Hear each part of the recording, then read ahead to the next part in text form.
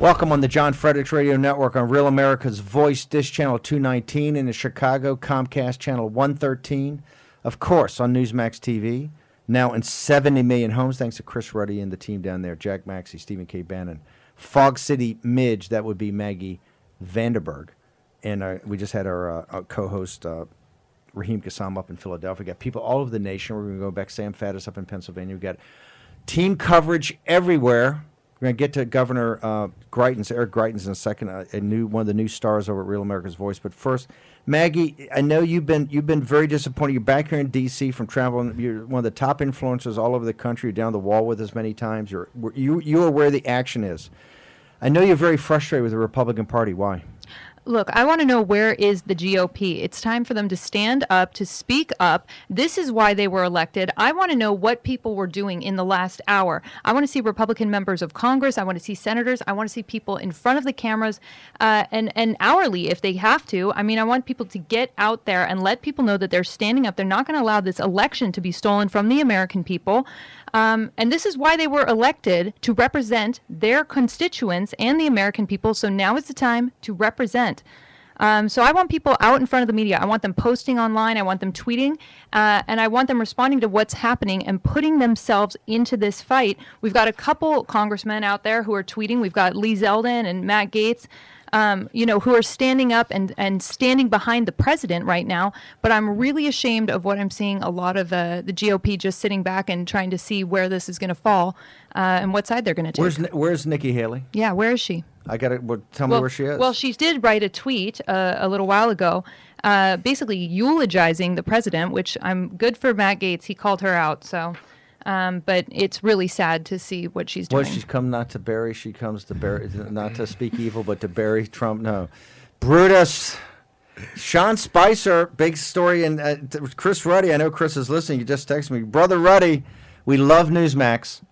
And I love me some Sean Spicer. He's another naval officer, Lieutenant Commander Spicer, maybe a commander by now. Heck of a guy. I don't like the headline I'm seeing in Politico. Spicer breaks with Trump, says he sees no sign of voter fraud. Wow. Sean, note to self, when they're dumping 135,000 votes, it's called election administration. It's mass voter fraud.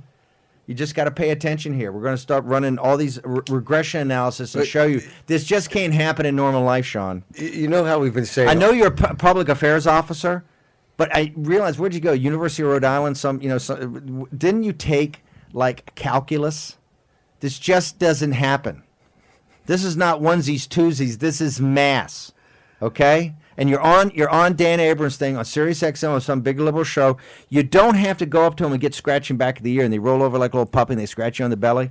Okay? It's time to fight, brother. You were the first comms director.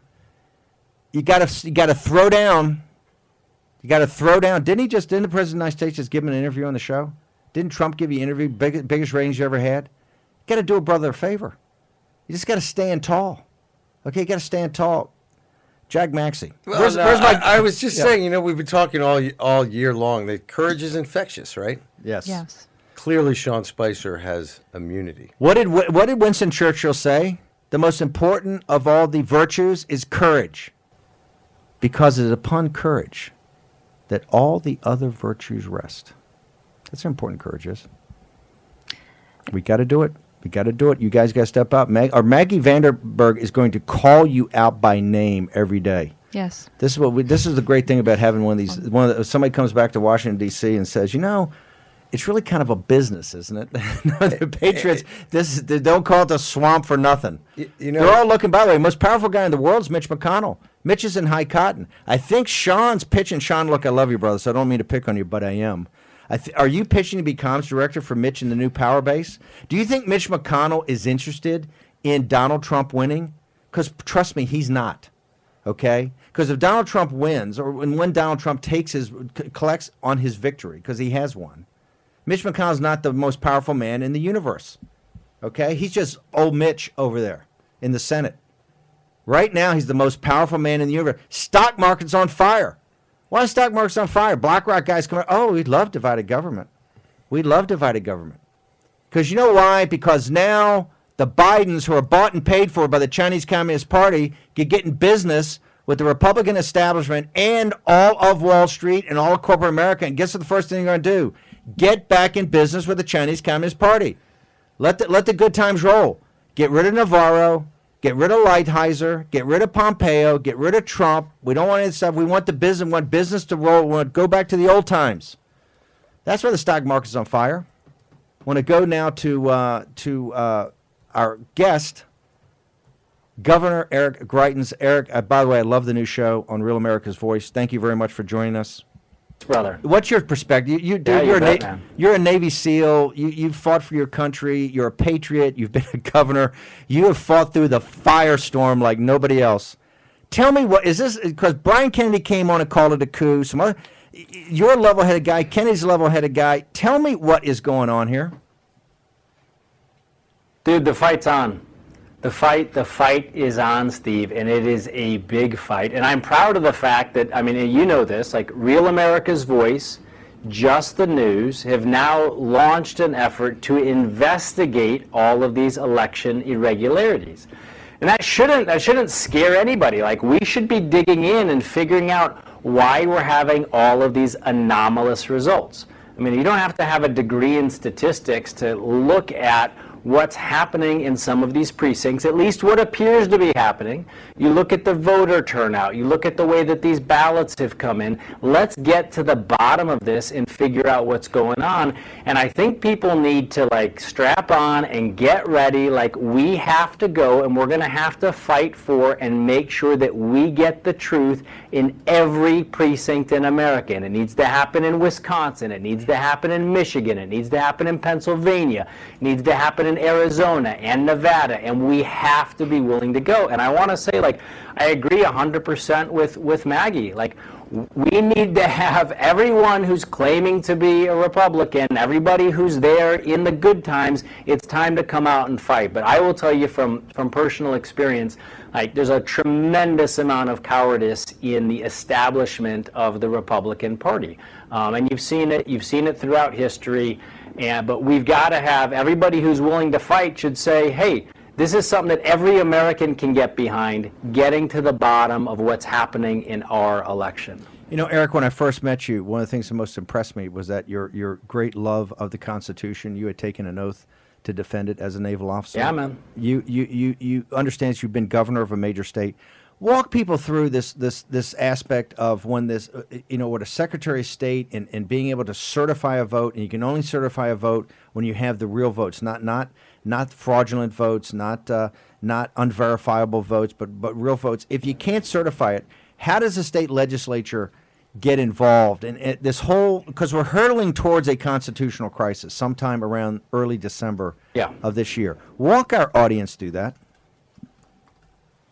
All right, well, let's first of all, let's step back really big picture, because a lot of the mainstream media and other people will try and make this really confusing, and they'll try and make it sound convoluted. It's actually really simple. The Constitution says that every American gets equal protection under the law. This was part of the basis of the Constitution and the founding. The whole idea was that no matter where you were born, no matter what background you had, no matter where you lived or you came from, every American citizen got equal protection under the law. It's a fundamental principle. Now, how does that apply to voting? Well, what that means is that everyone's vote has to be equally protected under the law. Now, let's go back to Bush versus Gore for a minute. Now, a lot of people remember the 5-4 decision. In fact, there was also in Bush versus Gore, there was a 7-2 Supreme Court decision where they said what Al Gore was trying to do. Al Gore wanted to have a recount of votes in just 3 Democratic counties in Florida. And the Supreme Court said, no, you can't do that. 7-2 vote. They said, no, everybody in the state, equal protection under the law. That's principle number 1. Principle 2 is that the Constitution is exceptionally clear that the state legislature, and only the state legislature, sets the manner, the time, and the place of elections. What does that mean? That means that activist judges can't come in and change the rules. That means that an election board can't come in and change the rules. So when we talk about legitimate votes being counted, that means that they're legitimate in the eyes of the Constitution. And what the Constitution says is that only the rules that the state legislature sets are the valid rules. So the rules that are set by the elected representatives of the people. So again, those are those two really simple principles: equal protection under the law, and number two, that it's only the state legislature that sets the manner, the time, and the place for elections. So where does that leave us now? It leaves us in a place where what's ultimately going to happen, this is my belief, is that the Supreme Court is going to have to step in. In some of these states, the Supreme Court is going to have to say, look, under the Constitution, you have to have equal protection under the law, and I do believe that they'll stand up for that principle. And they should also stand up for the principle that the rules that are set by the state legislature are the ones that we follow, not some judge deciding that you get an extra 3 days to vote, or not some election board putting in new rules. So those are the key constitutional issues that are going to be at stake here. Do you believe that we'll blow through the safe harbor, and that we won't, because of state legislatures having to perform their duty and the state secretaries of state not being able to certify this, that will actually go to what is called a contingent election in the House in January? Look, I hope not, Steve. I hope not. I think that the American people want to choose their president. The first time that happened, a lot of folks will remember, was in 1800 when the election actually went to the House. That was when Thomas Jefferson was running against Aaron Burr. They had a tied number of electoral votes. Alexander Hamilton actually stepped in. He didn't like Jefferson or Burr. Alexander Hamilton actually stepped in on behalf of Jefferson, helped push Jefferson over the line in the House of Representatives. And what ended up happening there, people may remember, is that Hamilton and Burr ended up squaring off in a duel, and Burr's bullet actually ended up ending Hamilton's life. Look, the fact is, the American people want their votes to decide the presidential election. I certainly hope that we don't end up there, and I think that it's in the best interests of everyone, and especially the president, that we actually get state legislatures to come in and certify and do what they need to do. But it's going to require the Supreme Court to act swiftly. Eric, can you give us details? What's your Twitter handle? The show's fantastic. Talk to us about the show. Give us your Twitter handle. We've got about a minute left. Yeah, thanks, brother. We'd invite everybody to come out. Follow me at Eric Greitens on Facebook. It's real simple. Just put in Eric Greitens, Greitens, in the show. Actionable Intelligence, you can watch it right here on Real America's Voice, 6 p.m. Eastern, 5 Central every day. We've got a great lineup. We've had some fantastic guests on. Rudy Giuliani, Victoria Tenzing have come on to really walk us through what's happening. We've had some fun guests on, like Frank Mir, UFC undefeated, or two-time heavyweight champion. We've got a lot of really good guests on, and we're speaking straight to the American people. It's a show that respects the intelligence of the American people, respects the service of our heroes on the front lines, and I'm really proud of what we're doing. Governor, thank you very much. Governor Eric Greitens, one of the great Americans, a true patriot. Thank you, You sir. bet, brother. Eric Greitens. That's Yes, what I sir. love about this movement. We got the smartest guys on our side of the football. You got an hour. You got Brian Kennedy. You get Eric Greitens. You get you're going to have Bill McGinley, right? And look at that crowd of deplorables out in Maricopa County. There's not an ounce of back down in this movement, right? Not an ounce of back down. So we're going to have the back of Donald J. Trump. We're closing on victory, right? We're not going to give this thing up. Okay, short commercial break. We're going to have Phil Kline next on War Room.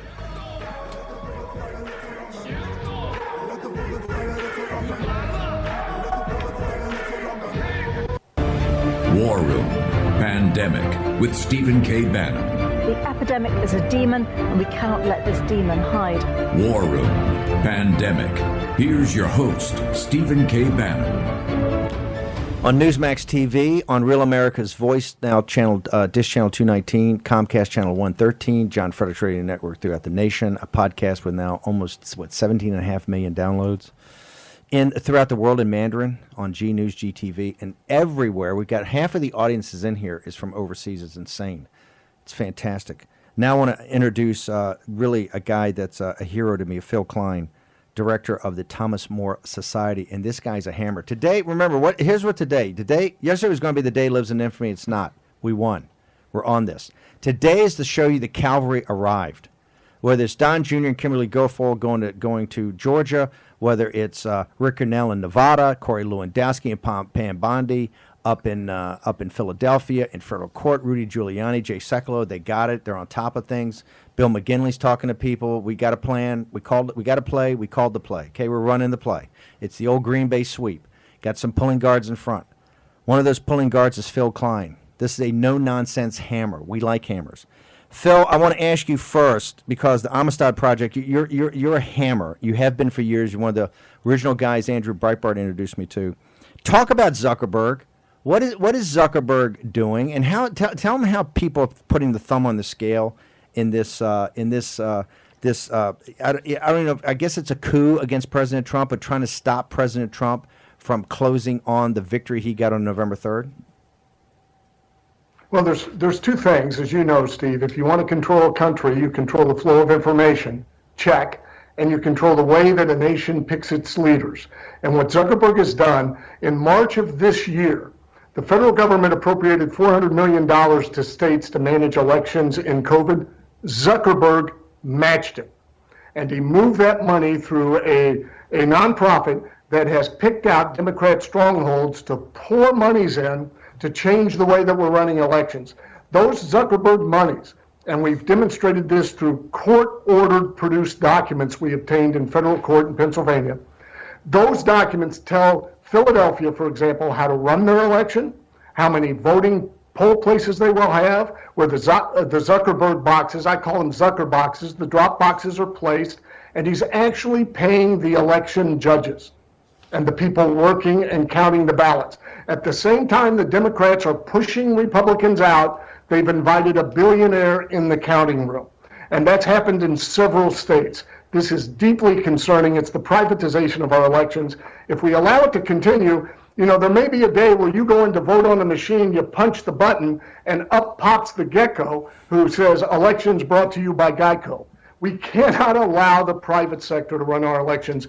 Zuckerberg money is all through this election. Particularly, that is deeply concerning. No, it's huge, particularly since it is the large corporations that are the most woke, right? They're the ones that are coming after working class and middle class Americans the hardest. They're the ones in business with the Chinese Communist Party. They're the ones that are woke. It's all this woke capital. Talk to me about specifically. You're also, let's get down to the granularity. You're finding problems all over the nation. Let's go into that, Phil. We've got lawsuits in Michigan, and let me tell you what we have confirmed, that the election official in court filings, they just admitted this today in court filings in response to our suit. They admit that they committed illegalities in the way that they counted the ballot in Detroit as it relates to thousands of ballots. What they have done, and what Michigan law calls for, let's say you cast a vote and the barcode absentee, and it's passed through the machine and the machine can't read it.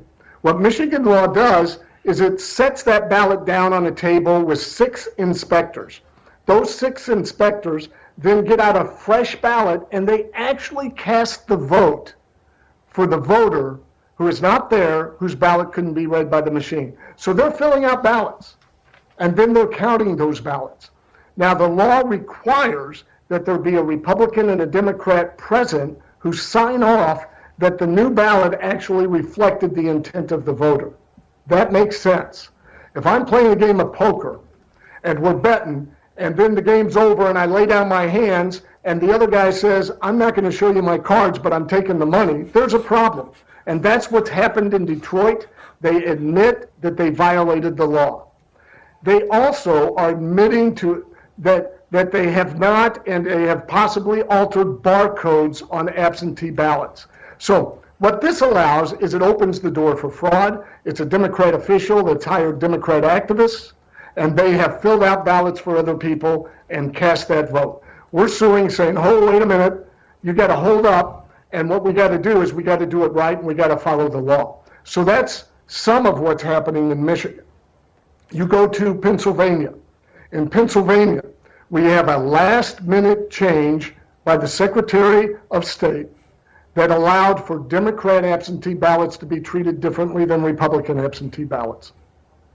She has allowed Philadelphia officials to take these ballots that were flawed, called the Democratic Party, and say, go get your voters and come back and fix these ballots. Mm-hmm. Republican jurisdictions out in Trump country, those county commissioners, those election officials have said this is a violation of the law, we can't do it. So you've got disparate treatment of voters in Pennsylvania. And it's deeper than that.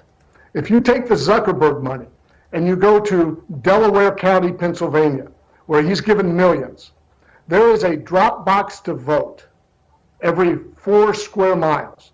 That's 2 miles by 2 miles. In other words, a drop box within the mile of every home. You go out in Trump country, there's a drop box for every 1,100 square miles. So we're treating voters differently. There is a drop box for every 4,000 voters in Delaware County. There's a drop box for every 72,000 voters in Trump country. Now think about this. Governor Wolf, whose emergency orders we challenged and won in federal court, that's up on appeal. They found his decisions to be unconstitutional. And we're challenging that type of thinking everywhere. That steal of freedom, the governor's saying we are the law. We're not a part of the lawmaking process, we are the law. That can't stand in America. So we've challenged it, we've won. But his executive orders shut down in-person polling places, making it harder than in a generation to vote in person. Now, Steve, you know the demographics. Republicans prefer to vote in person on election day. Democrats prefer to vote in advance. So what you've got is you've got government targeting a demographic to make it hard to vote and targeting a demographic to make it easy to vote. It's the same strategy as the Democratic Party of the Deep South at the turn of the 20th century. They did it with blacks and whites at that time. And now it's Republicans and Democrats. Well, I got you, Phil. I want to go back to Zuckerberg. Maggie, you got some breaking news about Zuckerberg. What is it? Yeah, so earlier today, Facebook shut down the Stop the Steal Facebook group that had over 360,000 members. This page was shut down, and I mean, it just seems like these tech companies, Facebook and other ones, are acting on behalf of the Biden campaign. Phil, what about this? What about Jack Dorsey taking down the president's tweet? What about Zuckerberg having everybody that's got a Facebook account? All the Freedom Works, every Tea Party patriot saying, hey, they don't get nearly the traction anymore. Everything gets pushed down. Are these oligarchs too powerful? Absolutely. You know, it is amazing to me, Steve, this is not the America that I grew up in, where somebody of that public stature can say, the American people, you're too stupid to get the information, so I'm going to be the filter. I'm going to be the one who decides what you get to hear. And that there's an entire political party that supports it? That's frightening. I heard a clip of Mr. Zuckerberg in which he said he had to stop this discussion that undermines democratic principles. I'm sorry, the lifeblood of a democracy is free and open speech and access to information. You don't have a democracy unless you have freedom of speech and access to information and transparency in government. We shouldn't be controlled by his algorithms and whatever intent he assigns within those algorithms. The American public is smart enough, they're intelligent enough, they deserve the truth. And the same thing is happening with these elections. We have one side rushing up to the line of scrimmage to get off the next play before the red flag is thrown on the field to say, let's have a replay. Let's take a look and make sure this was fair and accurate. And the laws allow us to pause. We don't have to certify electors until December. That gap is there for a reason, to make sure that the election was fair and square. And what's happening right now, and Mr. Zuckerberg is helping censor it, is you have Democrat officials in urban areas that control all the evidence.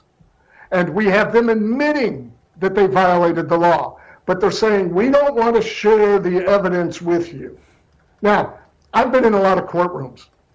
That's called circumstantial evidence. It's very, very powerful. Somebody has now admitted they've done a wrong, but you can't prove it until you can get in their house with a search warrant and see the gun that helped them commit the crime.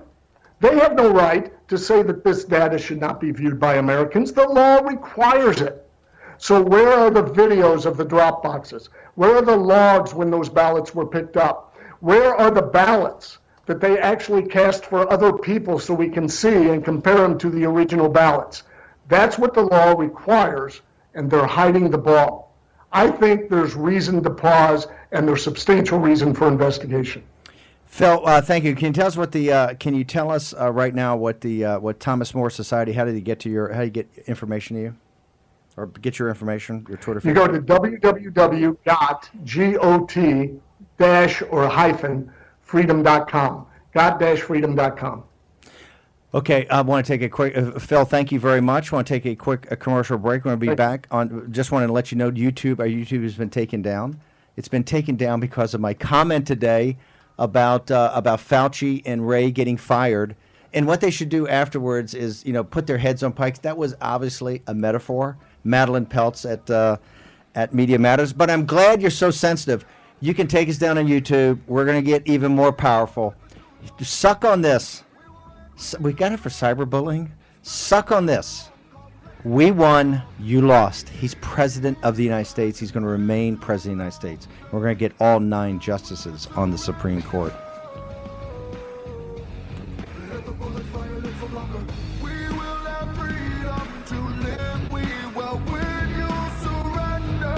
War Room Pandemic with Stephen K. Bannon. The epidemic is a demon, and we cannot let this demon hide. War Room Pandemic. Here's your host, Stephen K. Bannon. We're going to bring it back to the War Room. Still up on YouTube. I had a couple of Twitter accounts taken down. Guess they didn't like the fact I said Jack Dorsey, U.S. Marshal, should go in. Jack, don't take it personally. You're taking down the President of the United States. Come on. Nothing personal, just business. Okay? We're not backing off, Jack. You should be, the U.S. Marshal should go in there because you're a national security threat, right? You can't take down the Commander-in-Chief. You can't take down his Twitter feed. Heck, you can't take down ours for freedom of speech. What are you guys afraid of? Here's what you're afraid of. You lost. You're afraid of people repeating it. We're not going to back off saying that you lost. Donald Trump won. There's just a process. There's a couple of different ways to get to Inauguration Day, and we're getting there. You're just going to have to embrace the suck. Is that not true, Mr. Jack Maxson? That is very true. And also, as this thing shakes out, there are going to be some people who are going to get caught with their cans in the cookie jar. I recommend that we start pulling stacks of 10 out of these newfound ballots. We test them for fingerprints. We scan as many as possible so that we can start doing AI on the handwriting. I don't care how many boxes you check. You can't make them all different when you're checking hundreds of them at a time. I think that this is a great opportunity to illustrate what has gone on in many of these cities for decades. This time, they just got a little bit over their skis, and I think it's time to expose them. Maggie, you fell in with a real group of pirates there. Take down poor Maggie's Instagram accounts because she's got no livelihood, right? So that would be horrible. Well, what they're doing is seriously evil. Like by shutting down information that is critical to people, by taking away something that many people spent years building up. Honestly, it's criminal what they're doing. And it's evil, frankly. Her name is Maggie Vanderhage. You can see her on Fox City Image. Every time it's a different last name. I like it. Vanderberg says Vanderhage. Jim Vanderberg, Maggie Vanderberg, and she's Fox City Image. Go to her Instagram account now, one of the most important influencers. Do we have Bill McGinley? Can I bring Bill? Let's bring Bill. Bill, I'm in need of a lawyer, so glad you showed up. Bill, okay, we've just in the legal profession we call you an annuity, by the way.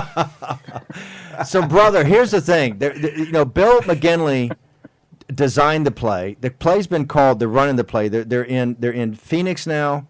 They're in Grinnell's in Nevada. Bossy's in Phoenix. Don Jr. and the team's down in Georgia. The president's about to come up on stage any minute now. We'll cut to him. You got Rudy and Pam Bondi up in Philadelphia. You got Reince going to Wisconsin. Charlie Spees is in Michigan and others. Tell us what's going on. Give us the big picture. We're finally on offense, but what is the offense? Tell our audience is now all jacked up. They finished going through the depression on the 4th. They're now ready to fight, and they see the cavalry arriving. Tell us what's going on in federal court and what's the end game there.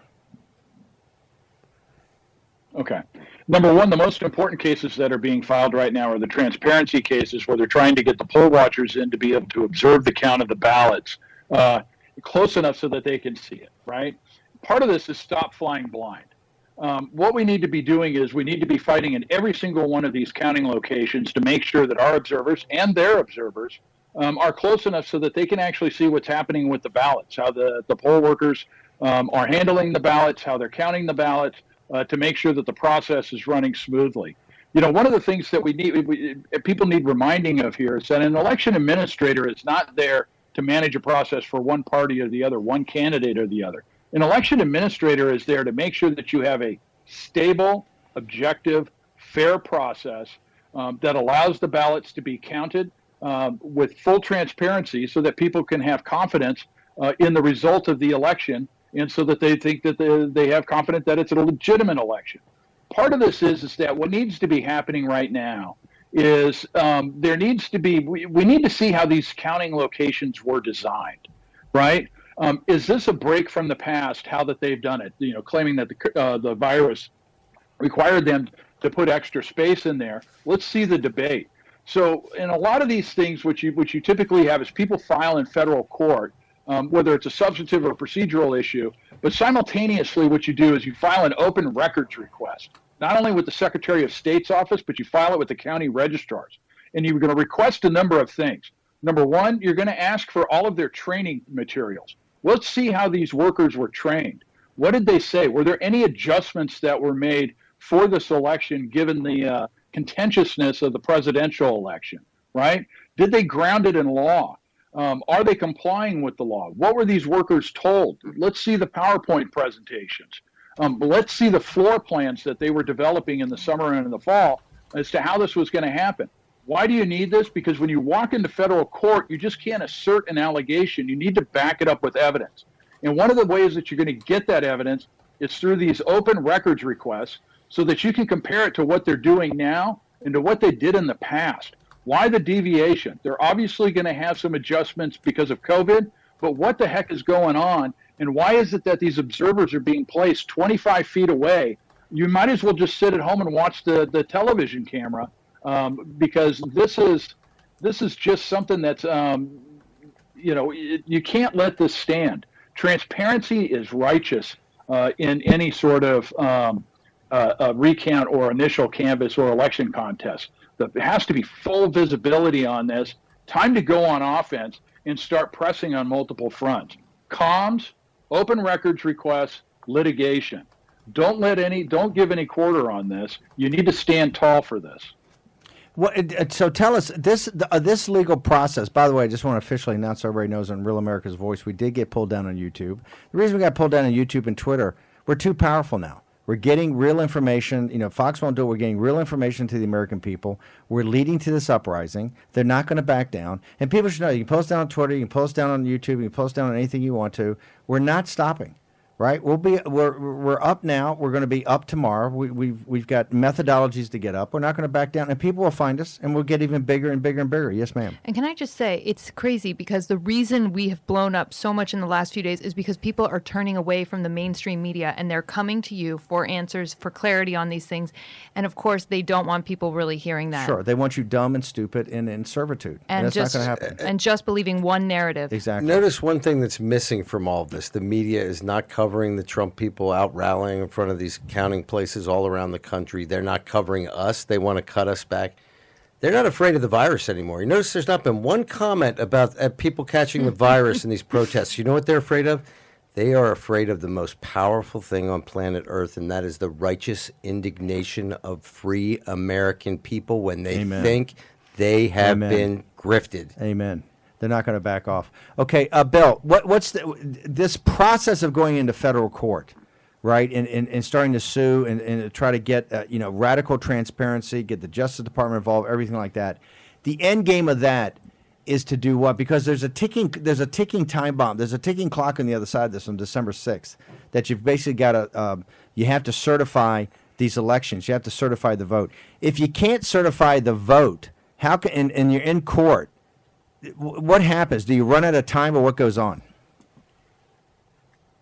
Now, what happens is there are some statutory deadlines for the secretaries of state and the county registrars need to get their data in so that they can have a timely process for certifying the elector slates from the different states. And so during the initial canvass, what's going to happen here with these lawsuits is that it may slow it down, but the march is going to continue to the certification. Well, let's back up and understand the three-step process here that we're talking about before we get into the Electoral College process in a potential contingent election if it ever comes to that. Number one, we're in the canvass process right now. What we're seeing is the initial count of all of these ballots. And so the poll workers have their election day. They should have all of their election day totals in. What they're doing now is they're starting to count and continuing to count the absentee and mail-in ballots that are coming in. Also, the Pennsylvania Secretary of State just had a press conference just a little bit ago where she started talking about the number of provisionals, and it sounds like there's a substantial number of provisional ballots in Pennsylvania that will be counted last. So this is going to be a multi-stage process, especially in Pennsylvania, where they're trying to get to the point where they can say that they have the vote totals. The second step's obviously going to be a recount. If you're with under 1% or 0.5%, depending upon the state law, it's either an automatic recount or a candidate can request it or voters can request it. In some states, they have to pay for that. And then they're going to go in and you can either get, the automatic recount or where they just basically run the tapes, or you can get into a manual recount where they're actually going to put the ballots on the table and you're going to have a Democrat and a Republican looking at the ballots as they continue to count them. In some states, you can lodge challenges. For example, if you have an overvote on a ballot where people voted for two candidates for president, that could potentially be a basis for a challenge. And then, of course, everybody's going to really want to look at the undervote ballots, which are the ones where it did not register a vote for president, but there might be some sort of marking where people are trying to discern voter intent. After the recount is done, then you're going to head over into the election contest if it's still really, really close. During the election process, that's where some of the lawyers are actually going to sit at the tables and start going ballot by ballot. And they're going to challenge ballots. This is where ballots are typically taken out if they're deficient or otherwise violate law, or it's also where you're going to try and add ballots as well, because this is where you should see a number of the partisan lawyers are out there finding these absentee ballots for the Republicans and for President Trump that may not have been included. We've talked about this many, many times on this show. The way to do this is you have to do offense and defense. You have to practice addition, addition, addition. I don't care if you're up or down. You need to go out there and protect your voters. If their ballots have been rejected, you need to figure out why. And if they have an opportunity to cure, then you need to play that rule, and you need to get those ballots cured so that they get into the pile. If this thing comes down to tens of votes, hundreds of votes, or even a couple thousands of votes across the various counties in all of these states, aggregating those votes that you may be able to pick up could have a material difference on the outcome of this election. As you see this now with Atlanta coming up with Fulton County with 55,000 ballots, and in Pennsylvania you're coming up with hundreds of thousands, and I don't even know how that happens, right? How you misplace hundreds of thousands of ballots. Could they ever get to a thing of they certify this, and if they don't, when does the state legislatures get involved, and then when does it get kicked to the Congress for a contingent election? Well, Florida 2000 is kind of our reference point because that was a recount that went on for several weeks. Probably, I think it approached Thanksgiving. And in the Bush v. Gore case, everybody focuses on the equal protection argument. That was the legal basis for the decision. But what the Supreme Court was really signaling was this process has gotten so out of hand, if you delay it past December 8th, you risk disenfranchising an entire state and not having their electoral votes count in the Electoral College. That means that everybody's going to be racing to meet that December 8th deadline. And so December 8th is kind of the date that I think is the first marker where people are going to say, we need to have this done. Federal law provides for a safe harbor on that date that basically puts a presumption of conclusiveness on the Electoral College electors that are certified by the state. And that can be by the governor. It depends upon state statute. It's a design and regime that the state legislature is supposed to create. But Article 2 also talks about the important role that the state legislature can play. And so you saw numerous articles coming out during the Florida recount that talked about there were active discussions going on with the Florida legislature because there was concern that Florida could be completely blocked out of the Electoral College if they didn't meet the safe harbor deadline. And of course, December 14th is the date that the Electoral College is supposed to meet in the various state capitals in order for them to cast their votes for president, which are the ones that determine who will serve either a second term if President Trump's a second term or a Biden first term. Bill, we appreciate it. Thank you very much. We're going to get your Twitter handle and everything up in the next segment. Really appreciate you taking the time this evening. Okay, this War Room Pandemic, formerly on Twitter and YouTube. It's too powerful. They don't want you to hear this information. It's too dangerous for you. Back in a moment.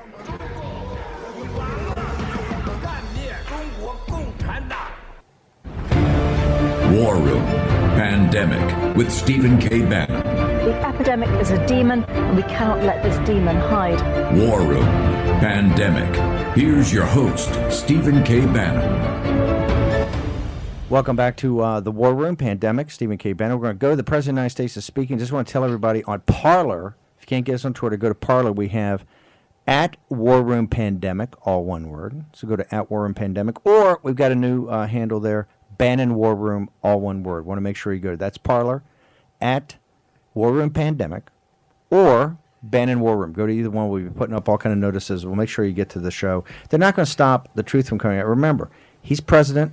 He won the presidency in a massive landslide. We're going to close on that victory. He's going to be inaugurated. The left is just going to have to suck it. I don't care if Jack Dorsey doesn't like it or Mark Zuckerberg doesn't like it. I don't care if Rachel Maddow doesn't like it. We don't care. This is a fact. What they have is opinion. We're now going to go to the President of the United States at the White House. We will see you tomorrow at 10 a.m.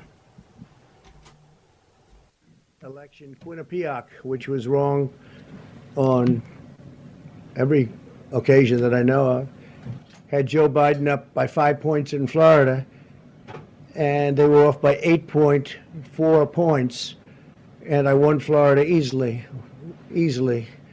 So they had me losing Florida by a lot, and I ended up winning Florida by a lot. Other than that, they were very accurate.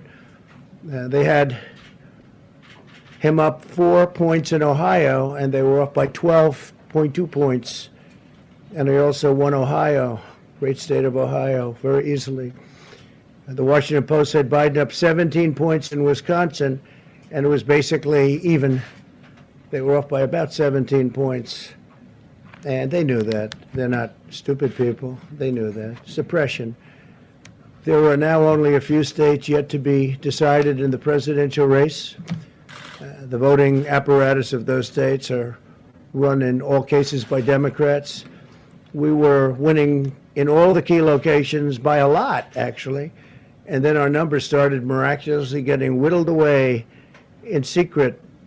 And they wouldn't allow legally permissible observers. We went to court in a couple of instances, and we were able to get the observers put in. And when the observers got there, they wanted them 60, 70 feet away, 80 feet, 100 feet away, or outside the building to observe people inside the building. And we won a case, a big case, and we have others happening. There are lots of litigation, even beyond our litigation. There's tremendous amount of litigation generally because of how unfair this process was. And I predicted that. I've been talking about mail-in voting for a long time. It's really destroyed our system. It's a corrupt system, and it makes people corrupt even if they aren't by nature. But they become corrupt. It's too easy. They want to find out how many the votes they need, and then they seem to be able to find them. They wait, and then they find them. And you see that on election night. We were ahead in vote in North Carolina by a lot, tremendous number of votes. And we're still ahead by a lot, but not as many, because they're finding ballots all of a sudden. Oh, we have some mail-in ballots. It's amazing how those mail-in ballots are so one-sided, too. I know that it's supposed to be to the advantage of the Democrats, but in all cases, they're so one-sided. We were up by nearly 700,000 votes in Pennsylvania. I won Pennsylvania by a lot, and that gets whittled down to, I think they said now we're up by 90,000 votes, and they'll keep coming and coming and coming. They find them all over. And they don't want us to have any observers, although we won a court case. The judge said you have to have observers. Likewise in Georgia, and they're appealing. Actually, they're appealing.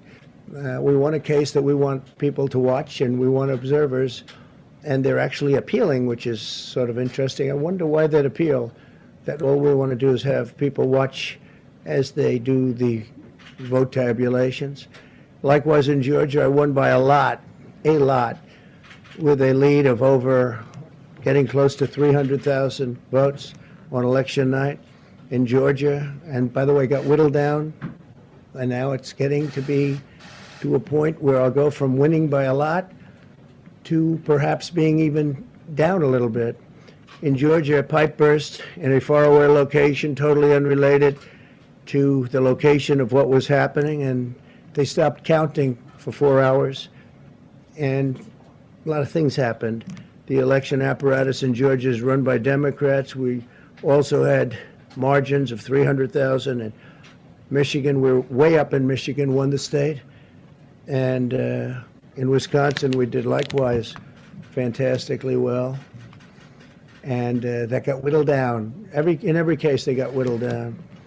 Today, we're on track to win Arizona. We only need to carry, I guess, 55% of the remaining vote, 55% margins, and that's a margin that we've significantly exceeded, so we'll see what happens with that, but we're on track to do okay in Arizona.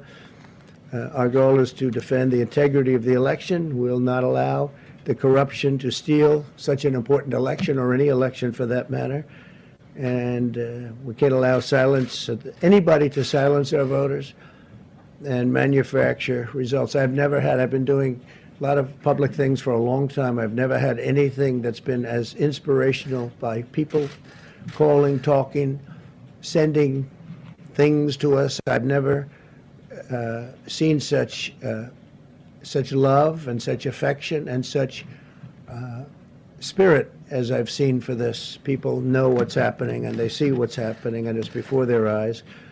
And there are many instances which will be reported very shortly. There's tremendous litigation going on, and this is a case where they're trying to steal an election. They're trying to rig an election, and we can't let that happen. Detroit and Philadelphia, known as two of the most corrupt political places anywhere in our country, easily cannot be responsible for engineering the outcome of a presidential race, a very important presidential race. In Pennsylvania, Democrats have gone to the state Supreme Court to try and ban our election observers, and very strongly. Now, we won the case, but they're going forward. They don't want anybody in there. They don't want anybody watching them as they count the ballots.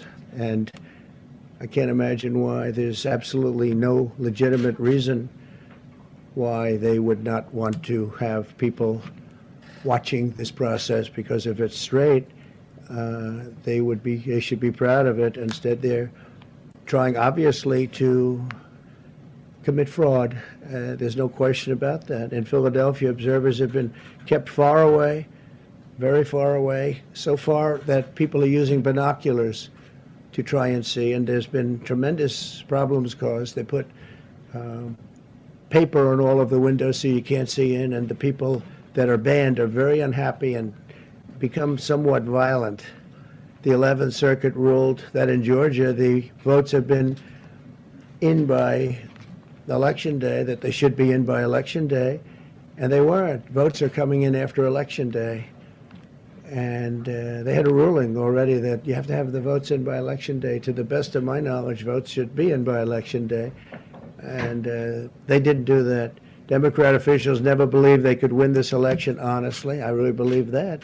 That's why they did the mail-in ballots, where there's tremendous corruption and fraud going on. That's why they mailed out tens of millions of unsolicited ballots without any verification measures whatsoever.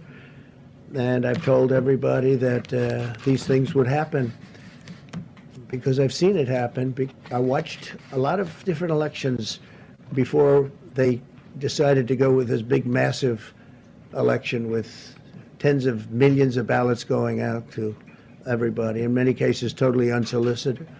This was unprecedented in American history. This was by design, despite years of claiming to care about the election security.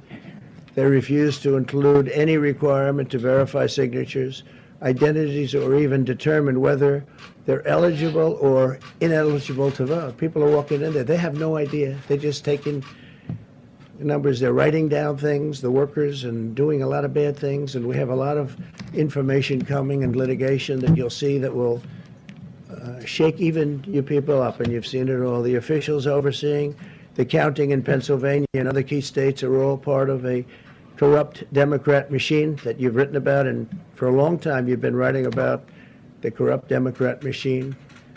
I went to school there, and I know a lot about it. It hasn't changed. It's a long time ago, and hasn't changed. It's gotten worse. In Pennsylvania, partisan Democrats have allowed ballots in the state to be received 3 days after the election, and we think much more than that. And they're counting those without even postmarks or any identification whatsoever. So you don't have postmarks, you don't have identification.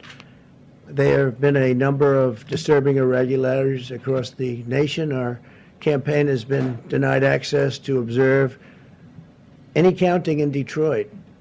Detroit is another place, and I wouldn't say it has the best reputation for election integrity.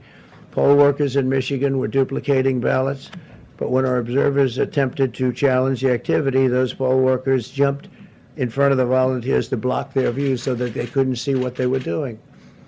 And it became a little bit dangerous. One major hub for counting ballots in Detroit covered up the windows again with large pieces of cardboard. And so they wanted to protect and block the counting area. They didn't want anybody seeing the counting, even though these were observers who were legal observers that were supposed to be there. In Detroit, there were hours of unexplained delay in delivering many of the votes for counting. The final batch did not arrive until 4 in the morning, and even though the polls closed at 8 o'clock. So they brought it in, and the batches came in, and nobody knew where they came from. We've also been denied access to observe in critical places in Georgia. In multiple swing states, counting was halted for hours and hours on election night, with results withheld from major Democrat-run locations only to appear later. And they suddenly appeared, and they all had the name Biden on them, or just about all. I think almost all. They all had the name Biden on them, which is a little strange. I challenge Joe and every Democrat to clarify that they only want legal votes, because they talk about votes, and I think they should use the word legal votes. We want every legal vote counted, and I want every legal vote counted. We want openness and transparency, no secret count rooms, no mystery ballots, no illegal votes being cast after Election Day. You have Election Day, and the laws are very strong on that. You have an Election Day, and they don't want votes cast after Election Day, and they want the process to be an honest one. It's so important.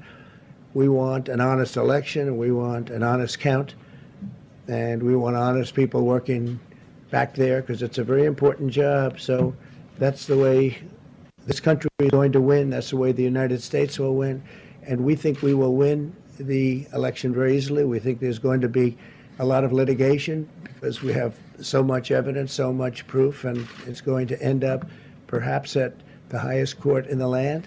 We'll see.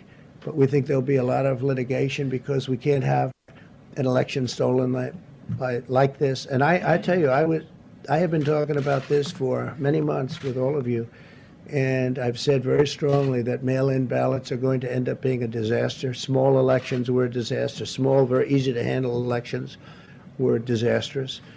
This is a large-scale version, and it's getting worse and worse every day. We're hearing stories that are horror stories, absolute horror stories. And we can't let that happen to the United States of America. It's not a question of who wins, Republican, Democrat, Joe, myself. We can't let that happen to our country. We can't be disgraced by having something like this happen.